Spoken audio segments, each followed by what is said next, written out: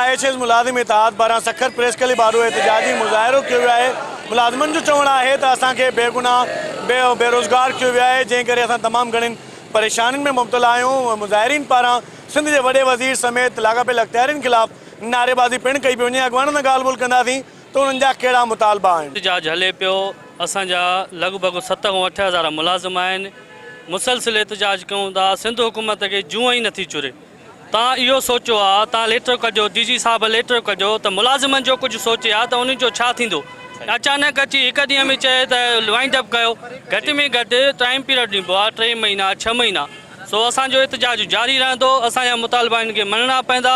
असांखे मजबूर न करनि ख़ुदकुशी करण ते। असांजो घर जो चुल्हो इन पघार ते हलंदो आहे, असांखे पघार जो मसइलो बि हल कयो वञे। 3 सालनि खां 25,000 फिक्स ते कयूं था असां जेको आहे त। गवर्नमेंट जा मुलाज़िम तव्हां पाण ॾिसो, IHS हलाए असांजी अस्पतालूं गवर्नमेंट जूं IHS जा मुलाज़िम हलाइनि था। 24 घंटा असां खुलियल हुई, जाते 12 घंटा अस्पताल हले पई। सो महिरबानी करे असांजो एहतजाज न त असां दाइरो वधाईंदासीं। 5 साल थिया आहिनि IHS में कमु कंदे हुए। असां जेका न 24 कलाक ड्यूटी बि कयूं था, ऐं जेका न जेको मोहरम हुजे, ईद हुजे, असां हुनजे बावजूद बि ड्यूटी कयूं था। ठीकु आहे। ऐं जेका न अचानक असांखे लेटर ॾिनो वियो आहे त तव्हां जेको न हॉस्पिटल ख़ाली कयो, इहो हिननि जो कोई तरीक़ो न आहे। हिन वक़्तु बि असांजे जेका न स्टाफ ड्यूटी करे थो, गवर्नमेंट जो कोई एम्प्लॉइज़ न आहे जेको ड्यूटी करे, ऐं हुनजे बावजूद बि असां ड्यूटी था कयूं। ऐं गवर्नमेंट हिकदमि लेटर ॾिनो आहे त तव्हां जेका अस्पतालूं ख़ाली कयो। हटाए थी रोज़ी असांजी बंदि थी करे, त पहिरियां गवर्नमेंट किथे हुई? पहिरियां बि त इहे ई हॉस्पिटल्स हुयूं, इहो ई अमलो हुयो, DHO बि इहो ई हुयो। हाणे असांखे DHO जो ऑर्डर आहे, तव्हां हटी वञो। ऐं पहिरियां इहो DHO किथे हुयो? पहिरियां जॾहिं असां आयासीं त 11 ॼमा पिया हुया गवर्नमेंट हॉस्पिटल्स ते, सेंटर्स ते, हिकिड़ी बि डिलीवरी न हूंदी हुई। ऐं असांजे अचण खां पोइ 60, 66, 70 ताईं डिलीवरीज़ पहुतियूं आहिनि। तव्हां DHI रिपोर्ट ॾिसी था सघो असांजी। त इहो ग़लति कयो अथनि इलाही। हिकिड़ो लेटर ॾेई करे असां 4 साल नौकिरी कई आहे हिते, लेटर ॾेई करे हाणे चवनि था तव्हां वञो हलिया। इहो त नाइंसाफ़ी आहे, असां कॾहिं न क़बूल कंदासीं हिन ॻाल्हि खे। 4 सालनि खां असां हिते ड्यूटी कई आहे, असांखां हर कमु करायो वियो आहे। गुज़िरियल 15 ॾींहंनि खां सॼी सिंध में एहतजाज हलनि था। DG हेल्थ पारां हिकिड़ो लेटर जारी करे 8,000 ख़ानदाननि में बरंदड़ चुल्हा बंदि करे छॾिया आहिनि।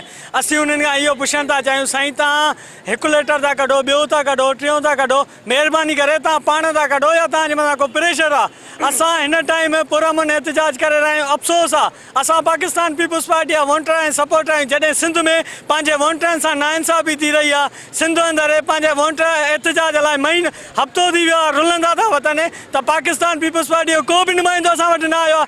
कंहिं असांखां पुछो न आहे त तव्हांजो पुटु मसइलो छा आहे। बिल्कुलु इलीगल लेटर आहे। पहिरियां त तव्हां टाइम लिमिट ॾियो न, 3 महीना 4 महीना भाई आहे।